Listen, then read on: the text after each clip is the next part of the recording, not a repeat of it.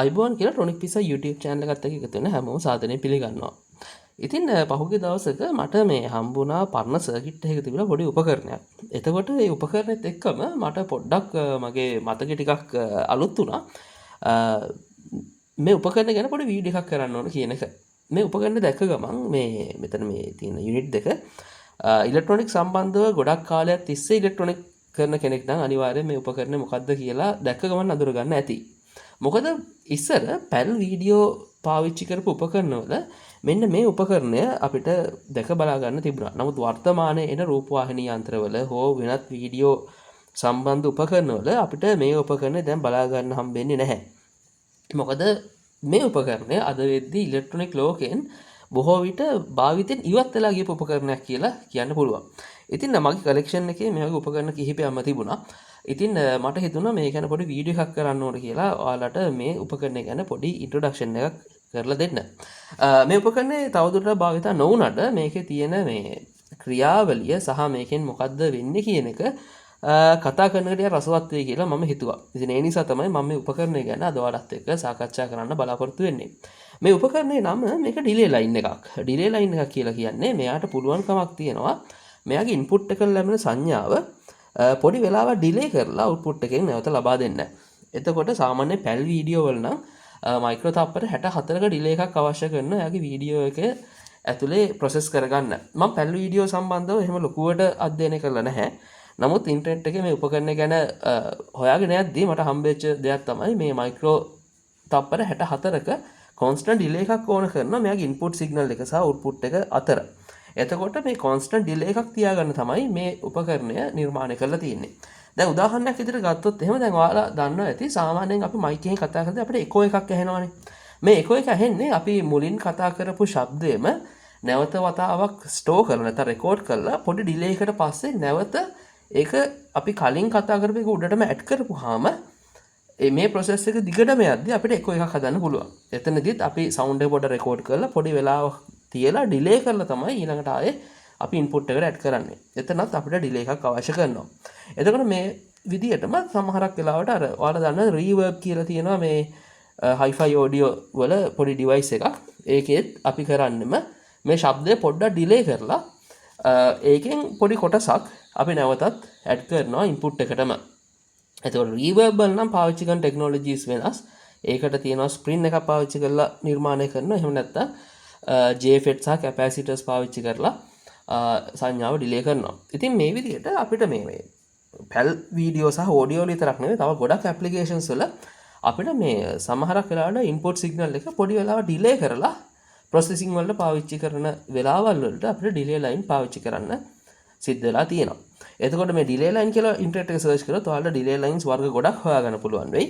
එතකොට ඒ delay lines වල වර්ග වෙනස් වෙන්නේ මේ අදාළ ඩිලේ එක සහ ඒ අදාළ මේ ඉන්පුට් සිග්නල් එකේ සංඛ්‍යාත වෙනස් වෙද්දී තියෙන ප්‍රොසෙස් එක ටිකෙන් ටික වෙනස් වෙනවා සහ ක්‍රියාකාරීත්වය වෙනස් වෙනවා. ඉතින් ටික රසබර දෙයක් ඉලෙක්ට්‍රොනික වල අපිට කතා කරන්න පුළුවන්. හැබැයි මේ මංගා මෙතන මේ තියෙන ඩිලේ ලයින් එක වැටෙන්නේ අල්ට්‍රාසොනික් ඩිලේ ලයින් කියන ගණයට. එතකොට අල්ට්‍රාසොනික් ඩිලේ ලයින් එකේදී සිද්ධ කරන්නේ අධි සංඛ්‍යාතයක් නැත්නම් අධි සංඛ්‍යාත ශ්‍රව්‍ය තරංගයක් පාවිච්චි කරලා මේ සංඥාව ඩිලේ කරන්න. ඉතින් බලමු කොහොමද මේ සංසිද්ධිය සිද්ධ වෙන්නේ කියන එක. හොඳයි ඩිලේ ලයින් එකේ ක්‍රියාකාරීත්වය ගැන කතා කරන්න මම මගේ ගාව තියෙන එක ඩිලේ ලයින් එකක් මේ විදිහට ගලවලා ගන්නවා. එතකොට මේ ඩිලේ ලයින් එක මෙහෙම ඕපන් කරපුවාම අපිට බලා ගන්න පුළුවන් මේ දේ පොඩි කාඩ්බෝඩ් එකක් තියෙනවා. කාඩ්බෝඩ් එක අයින් කරගත්තාම මේ ඩිලේ ලයින් එක ඇතුලේ මෙන්න මේ වගේ ස්ට්‍රක්චර් එකක් තමයි තියෙන්නේ. මේ ඩිලේ ලයින් එකේ අග්‍ර හතරක් අපිට බලා ගන්න පුළුවන්. මේ අග්‍ර හතරට සෝල්ඩර් කරපු හීනි වයර් එකක් මෙහෙම ගිහිල්ලා මෙන්න මේ උඩ තියෙන මෙන්න මේ තහඩුවට සම්බන්ධ වෙලා තියෙනවා. මේ තහඩුව මේ පීසෝ ඉලෙක්ට්‍රික් ප්ලේට් එකක්. මේ නැත්නම් ක්වාර්ට්ස් ප්ලේට් එකක්. එතකොට මේ ක්වාර්ට්ස් ප්ලේට් එකේ තියෙන විශේෂත්වය තමයි අපි මේකට සංඥාවක් ලබා දුන්නොත් මොකද විද්‍යුත් සංඥාවක් මේකේ තියෙන ස්පටික කම්පන වෙන්න පටන් ගන්නවා. එහෙම කම්පනය වෙද්දී ඒකේ හටගන්න අතිධ්වනි තරංගය අපිට පුළුවන් මේකේ හරහා ඊට පස්සේ ගමන් කරන්න පටන් ගන්නවා. අපි දන්න ඕනම මාධ්‍යයක් කම්පනය වෙද්දී ඒ හරහා අපිට ධ්වනියක් හට ගන්නවා ධ්වනි තරංගයක්. ඒක ඒ මාධ්‍ය හරහා ගමන් කරනවා. හැබැයි මේ ස්පටිකයේ විශේෂයෙන්ම මැෂින් කරලා තියෙන නැත්නම් මේ කපලා තියෙන්නේ මේ හට ගන්න ධ්වනි තරංගය එක්තරා ගමන් මාර්ගයක විතරක් ගමන් කරවන්න. දැන් මේ ගත්තොත් එහෙම මේ තමයි මෙයාගේ තියෙන ට්‍රාන්ස්ඩියුසර් එක. ට්‍රාන්ස්ඩියුසර් එක කියලා අපි හඳුන්වන්නේ මෙතනට තමයි අපි ඉන්පුට් සිග්නල් එක දෙන්නේ. නැත්නම් මෙන්න මේ පින් දෙකට දුන්නාම මෙයාගෙන් හට ගන්නවා අතිධ්වනි තරංගයක්. ඒ අතිධ්වනි තරංගය සාමාන්‍ය මෙගාහර්ට්ස් 4 වගේ ලොකු ෆ්‍රීකවෙන්සි එකක් ගැන තමයි මේ කතා කරන්නේ. එතකොට ඒ සංඥාව ඔයාලට පේන්නේ නැති මෙන්න මේ තනින් තන මෙහෙම සිදුරු කපලා තියෙනවා. එතකොට මේ සිදුරු කපලා තියෙන තැන් හරහා මේ තරංගය ගමන් කරන්නේ නැහැ. එතකොට මෙතනින් හට ගන්න තරංගය මෙන්න මේතනින් මෙහෙම ගමන් කරලා මෙතන පෘෂ්ඨයේ වැදිලා මේ පැත්තට ගිහිල්ලා මේ පෘෂ්ඨයේ වැදිලා මෙන්න මෙතන කෙළවරේ ආයෙ ගිහිල්ලා මෙතන වදිනවා. ඊට පස්සේ මේ පාත්තේ දිගේ මෙහෙම ඇවිල්ලා මෙතන පෘෂ්ඨයේ වැදිලා මෙතනට පරාවර්තන වෙලා මෙතන පෘෂ්ඨයෙන් ආයෙ මේ පැත්තට පරාවර්තනය වෙලා මේ පෘෂ්ඨයෙන් ආයෙ මේ පැත්තට පරාවර්තනය වෙලා මේ පෘෂ්ඨයෙන් මෙතනට ඇවිල්ලා ආයෙ මේ පෘෂ්ඨය හරහා ගිහිල්ලා මෙන්න මෙතනට එනවා. මෙතන තමයි තියෙන්නේ මෙයාගේ සෙන්සරින් පාර්ට් එක. එතකොට මේ සෙන්සර් පාර්ට් එකේ සිද්ධ වෙන්නේ මේ අතිධ්වනි තරංගය නිසා මෙතන තියෙන අංශු ටික කම්පණය වෙනවා. ඒ කම්පණය වෙන නිසා ඉතා කුඩා වෝල්ටීයතාවයක් මෙන්න මෙතන හට ගන්නවා. එතකොට ඒ වෝල්ටීයතාවය සමානුපාතික වෙනවා මෙන්න මෙතනින් අපි ලබා දීපු වෝල්ටීයතාවයට. නමුත් මේ ධ්වනි තරංගයට මෙන්න මේ පරාවර්තනය වෙලා මේ ගමන් මාර්ගයේ ගමන් ගන්න යම්කිසි වෙලාවක් ගත වෙනවා. ඒ වෙලාව නිසා අපි මෙතනින් ලබා දීපු තරංගය පොඩි වෙලාවක් පරක් වෙලා තමයි මෙන්න මෙතන ලැබෙන්නේ. ඒ ප්‍රමාදය මයික්‍රෝ තප්පර 64ක ප්‍රමාදයක්. ඉතින් එතකොට ඔයා මෙතන මොන සංඥාව ලබා දුන්නත් ඒ සංඥාව ධ්වනි තරංගයක් බවට පත් වෙලා මේ අදාළ මාධ්‍ය තුල පරාවර්තනය වෙමින් ගමන් කරලා නැවතත් මෙන්න මෙතන තියෙන සෙන්සරින් පාර්ට් එකට ලැබෙන්න මයික්‍රෝ තප්පර 68ක කාලයක් ගමන් කරනවා. ඉතින් ඔන්න ඔය විදිහට තමයි මේ ඩිලේ ලයින් එකක ඇතුලේ අපි සංඥාවක් ඩිලේ කරලා තියෙන්නේ. ඉතින් මේක පොඩ්ඩක් මේ අතර හරවපුවාම ඔයාලට බලා ගන්න පුළුවන් මේ වයර් ටික ඇවිල්ලා මෙන්න මේ විදිහට සෝල්ඩර් වෙලා තියෙනවා මේ ක්වාර්ට්ස් ප්ලේට් එක උඩ. ඉතින් අපි ඇත්තටම මේක මේ විදිහට වැඩ කරනවද කියලා බලන්න පොඩි ටෙස්ට් සෙටප් එකක දාලා බලමු. හරියටම අපිට මේ මයික්‍රෝ තප්පර 64ක හරි එහා ආසන්න හරි ඩිලේ එකක් එයිද කියන එක. තව දෙයක් කියන්න ඕන ඒ තමයි ඩිලේ ලයින් එකක් පාවිච්චි කරද්දී අපිට ටිකක් ලොකු ඩිලේ එකක් ඕන නම් මම අර කලින් කතා කරපු එකට වඩා ටිකක් ලොකු ඩිලේ එකක් ඕන නම් අපිට සිද්ධ වෙනවා මේ තියෙන පාත් එක නැත්නම් මේ රිෆ්ලෙක්ටිව් පාත් එකේ දිග ටික ටික වැඩි කරන්න. ඉතින් මෙතන තියෙන මේ ඩිලේ ලයින් දෙක මේ තියෙන ඩිලේ ලයින් එකට වඩා ප්‍රමාණයෙන් ටිකක් විශාලයි. ආසන්න වශයෙන් මෙයාගේ ප්‍රමාණය වගේ දෙගුණයකට ආසන්න දිගක් තියෙනවා.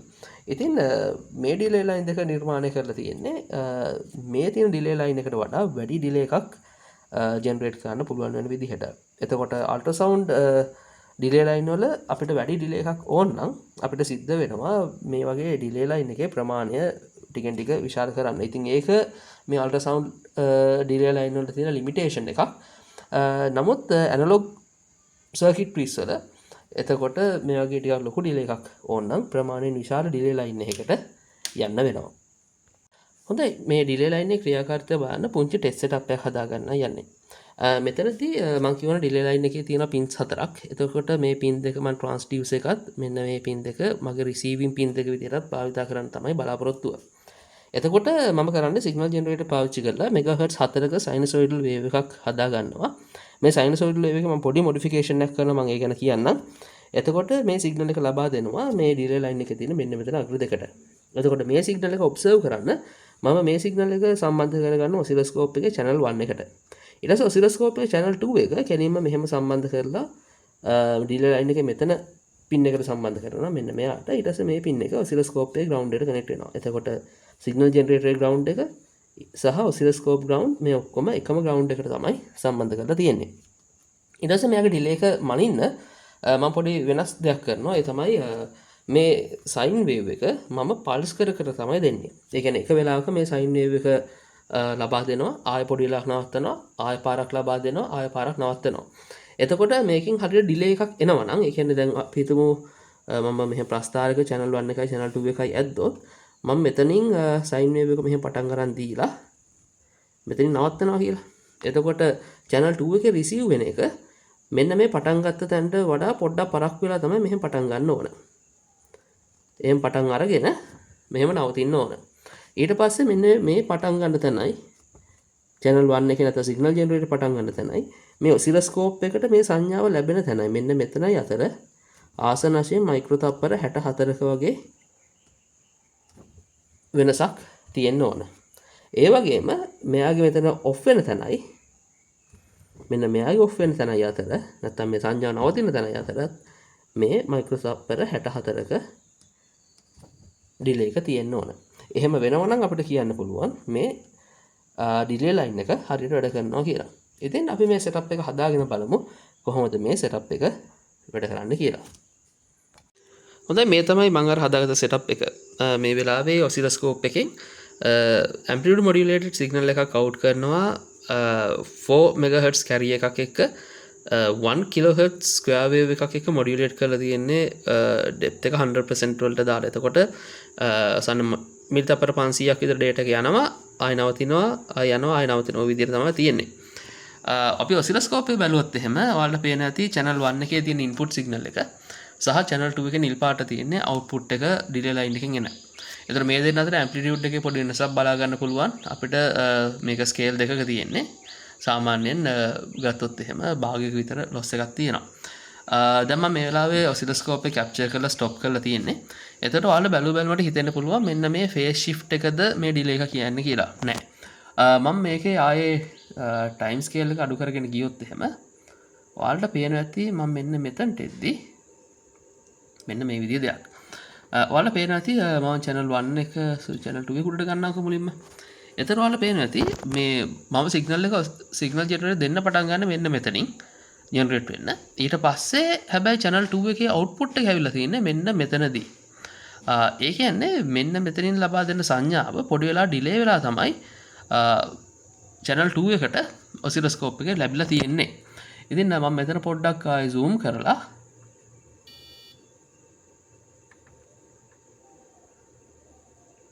තෙන්ට ගෙනල්ලා අපි දැන් පොඩ්ඩක් මම zoom කරලා බැලුවොත් බලලා මම cursor mode එක on කර ගන්නවා ඔසිලොස්කෝප් එකේ. මම යනවා manual cursor mode එකට. ගිහිල්ලා මම මේ time එක මැන ගන්න ඕන. first cursor එක මම මෙතනින් දෙනවා ආසන්න වශයෙන් මෙන්න මේ හරියෙන්. ඊට පස්සේ මම යනවා second cursor එකට. මම second cursor එක මම මෙන්න මෙතනින් place කර ගන්නවා. එතකොට ඔයාලට පේන්නේ නැති මෙන්න මෙතන තියෙනවා අපේ delay එක 64.2 microsecond කියලා delay එකක්. ඒ කියන්නේ මේ delay line එක හරහා ගමන් කරපු සංඥාව ආසන්න වශයෙන් මයික්‍රෝ තප්පර 64ක් delay වෙලා තමයි out වෙලා තියෙන්නේ. ඉතින් අපිට පුළුවන් මේ දේම අපිට අනිත් පැත්තට බලන්න. ඒ කියන්නේ සිග්නල් එක නවතින තැනට මේ channel 1 එක ඉවර වෙලා කොච්චර ලාගෙන්ද මේ channel 2 එක ඉවර වෙන්නේ කියන එක. එතකොට අපි ඒක බැලුවොත් එහෙම මෙතනින් මම move කරගන්න සිග්නල් එක මගේ අතින් කලින් වතාවේ පොඩ්ඩක් cursor 2 එක වෙනස් වුණා. මේ හරියට තියාගත්තොත් ආයෙත් 64.2කට වගේ ආසන්න වෙන්න තියෙනවා. ඉතින් ඔන්න විදිහට තමයි මේ delay line එකක් ක්‍රියාත්මක වෙන්නේ. ඒ කියන්නේ මම සංඥාව දෙන්න පටන් අරන් මයික්‍රෝ තප්පර 64කට ආසන්න වෙලාවකදී තමයි සංඥාව නැවත අවුට් කරන්න පටන් ගන්නෙ. මම සංඥාව නවත්තලා තිබ්බාර තියලා මයික්‍රෝ තප්පර 68ක් යනකම් ඒ සංඥාව අනිත් පැත්තෙන් ඇවිල්ලා තියෙනවා. එතකොට අතරමැද්දේදී මම මොකක් හරි සිග්නල් එකක් දුන්නොත් ඉන්පුට් එකට මේ සිග්නල් එක මයික්‍රෝ තප්පර 68 ඩිලේ වෙලා තමයි මේ ඩිලේ ලයින් එකෙන් එළියට ඇවිල්ලා තියෙන්නේ. ඉතින් ඔන්න විදිහට තමයි මේ ඩිලේ ලයින් එකක් ක්‍රියාත්මක වෙන්නේ. ඉතින් වර්තමානයේ වෙද්දී මේ ඩිලේ ලයින් කියන උපකරණය අපේ භාවිතයෙන් ගොඩක් එළියට ගිහිල්ලා අද වෙද්දී ටිකක් මේ ඔක්කොම ටික ඩිජිටල් ඩොමේන් එකට අපි shift වෙලා තියෙන්නේ. එහෙම වෙද්දී මේ වෙද්දී නම් මේ ඇනලොග් ඩිලේ ලයින් කියන උපකරණය භාවිතයෙන් එලියටම ගිහිල්ලා තියෙන්නේ. ඉතින් ඔයාලට මේ වගේ ඩිලේ ලයින් එකක් හම්බ වුණොත් විසික් කරන්න එපා. ඒක ගලවලා තියාගන්න ආයේ කවදා මේ ඩිලේ ලයින් එකක් දකින්න හම්බෙයිද කියලා කියන්න බෑ. ඉතින් මං ගාව ඩිලේ ලයින් කිහිපයක් තියෙනවා මගේ එකතුවේ. මම ඔයාලට පෙන්නපු ඩිලේ ලයින් ටිකට අමතරව මෙතන මේ ලොකු ඩිලේ ලයින් ටික තියෙනවා. මෙහා ඉන්නවා. ඊට පස්සේ මම ඔයාලට මේ ගලවලා පෙන්නපු මේ ඩිලේ ලයින් එක තියෙනවා. ඉතින් මම මේ ඔක්කොම සුවනියස් විදියට මම එකතු කරලා තියාගෙන ඉන්නේ. ආයේ කවදාවත් දකින්න හම්බෙයිද නැද්ද කියලා ෂුවර් එකක් නැහැ. ඉතින් මේ වගේ රෙයා සහ වින්ටේජ් ඉලෙක්ට්‍රොනික ඉක්විප්මන්ට් මට තව හම්බුනොත් මම අනිවාර්යෙන් ඔයාලට මේක වීඩියෝකින් අරන් එන්න. ඔයාලගේ දැනුම උදෙසා. ඉතින් ඊට අමතරව තව දෙයක් කියන්න තියෙනවා. ඔයාලගා මේ වගේ වින්ටේජ් දේවල් තියෙනවා ඔයාලා භාවිතා නොකරන සහ විසික් කරන දේවල්. ඔයාලට පුළුවන් නම් මට දෙන්න. මට තව වීඩියෝස් ටිකක් ඔයාලට අරගෙන එන්න පුළුවන් වෙයි. මොකද මම සමහරක් තැන්වල දැකලා තියෙනවා පරණ යකඩබඩු කඩවල් වල තියෙනවා සමහර ඉලෙක්ට්‍රොනික උපකරණ. එතකොට මම ගිහිල්ලා මිලදී ගන්නවා. එහෙම කරලා මම ගොඩක් දේවල් රෙස්ටෝර් කරා. ඔයාලට මතක ඇති මෙන්න මේ දින BWD power scope එක මේක සම්පූර්ණයෙන්ම ඔක්ෂන් එකෙන් අයින් කරලා තිබිලා දාලා තියෙත් මම මේක අරගෙන ආවිල්ලා ආයෙ රෙස්ටෝර් කරේ. අදටත් වැඩ කරන තත්ත්වයේ තියෙනවා. එතකොට මෙතන පවර් සප්ලයි ටික භාවිතයෙන් අයින් කරලා තිබිලා මම පිටකොට පේමන්ට් එකෙන් යල්ලා මේ රෙපෙයාර් කරා අද විදි වැඩ කරනවා. ඉතින් ওই විදිහට ගොඩක් වැඩ කරන්න නැති උපකරණ මම මේ විදිහට රෙපෙයාර් කරලා ඔයාලට වීඩියෝස් වලින් අරන් එන්න ඉස්සරහට බලාපොරොත්තු වෙනවා. ඉතින් මම හිතනවා මේ වීඩියෝ එක ඔයාලට ගොඩක් වැදගත් වෙන්නේ නැති කියලා. ඉතින් එහෙමනම් ගිහින් එන්න හැමෝටම ජයන් ජයම වේවා.